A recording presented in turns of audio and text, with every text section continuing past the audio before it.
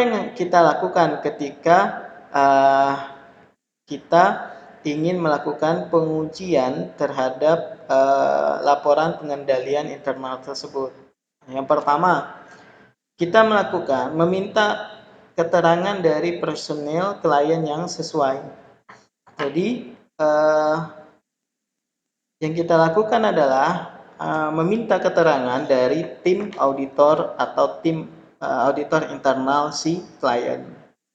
Nah, melalui jejak atau interview lah, wawancara. Seperti apa sih yang dilakukan? Nah, apakah misalnya kalau dia ada 3 auditor internal, apakah informasi dari ketiga auditor internal itu sama atau tidak, mirip atau tidak, atau mungkin beda-beda satu dengan yang lainnya. Selanjutnya apa? Menguji dokumen dan arsip laporan. Nah, kita berusaha untuk membuktikan arsip atau dokumen itu ada dan disediakan. Jadi jangan sampai laporan itu hanya dibuat dalam bentuk laporan tanpa ada buktinya. Nah, kan bisa aja kalau hanya buat laporan itu kan bisa aja ya teman-teman. Misalnya saya minta hari ini teman-teman untuk buat laporan kehadiran dari pertemuan 1 sampai dengan pertemuan 16 misalnya. Masing-masing semuanya membuat laporan. Saya hadir selama 16 kali pertemuan misalnya, isinya itu. Mas kali saya tidak ada yang mangkir dari pertemuan 1, selalu saya hadir di e-learning maupun di Google Meet misalnya. Tapi laporan yang teman-teman susun itu tidak didukung oleh dokumen atau bukti, sehingga tentunya laporan itu tidak cakap atau tidak memadai untuk saya. Loh, kenapa Bapak bilang begitu? Karena laporan yang teman-teman buat itu tidak didukung oleh dokumen atau bukti yang ada, sehingga ketika teman-teman menyerahkan laporan itu sangat wajar kalau saya meragukan kebenaran dari apa yang teman-teman tulis dalam laporan tersebut. Seperti itu. Makanya kita harus bisa menguji dokumen dan bukti pendukung dari laporan tersebut. Selanjutnya apa? Selanjutnya adalah mengamati aktivitas terkait dengan pengendalian. Apakah yang disampaikan itu sudah benar atau belum misalnya. Lalu kita berusaha untuk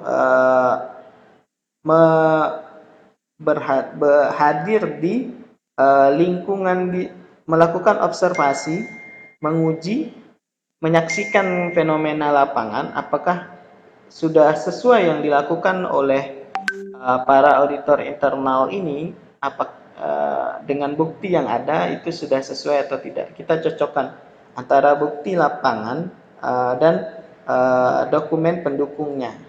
Seperti itu. Selanjutnya apa? Selanjutnya melaksanakan kembali prosedur klien. Artinya apa? Kita melakukan pengujian ulang dari apa yang sudah klien lakukan atau auditi lakukan. Kira-kira kita akan menghasilkan hal yang sama atau berbeda dari klien itu. Nah, kan bisa jadi tuh. Bisa jadi kan ada 2 kemungkinan, bisa jadi sama atau ya kemungkinan beda gitu. Kalau misalnya ada kekurangan dari sistem pelaporan yang dilakukan oleh klien. Nah, seperti itu teman-teman. Sampai di sini ada yang ingin ditanyakan? Pak, mau nanya. Ya, Isonia. Untuk ujian pengendalian di bagian pihak internal sama eksternal tuh berbeda Pak? Atau cuman ada di bagian pihak internal aja, eksternal nggak ada? Oke. Pengujian internal, pengujian eksternal itu kita lakukan dalam rangka untuk memverifikasi apa yang dilaporkan oleh pihak internal. Jadi maksudnya di sini ya, internal dan eksternal itu, internal itu klien atau audit yang kita audit, eksternal itu pihak-pihak yang berhubungan dengan auditi kita. Misalnya siapa? Misalnya itu vendor atau pihak pengadaan. Nah, misalnya nih, saya mengaudit PT Isonia Atri. Isonia Atri ini bergerak dalam bidang makanan atau apalah gitu ya, makanan. Nah, tentunya Isonia Atri PT-nya itu punya hubungan dengan pihak luar, misalnya dalam pengadaan bahan makanan atau bahan packing. Nah, seperti itu. Jadi ketika saya melihat laporan PT Isonia tercatat di situ bahwa bahan makanan untuk ini atau untuk yang dijual lagi itu senilai 500 juta misalnya. Di pihak internal sudah saya lakukan misalnya nih, saya sudah cek bukti, sudah cek konfirmasi bank, sudah lakukan itu. Nah, di pihak eksternal saya melakukan pengendalian dengan juga mengkonfirmasi ke vendor. Nah, itu yang dimaksud dengan pengendalian di pihak eksternal. Apakah informasi yang diserahkan atau yang tercatat di laporan keuangan Isonia Atri ini terkait dengan vendor itu sama atau tidak?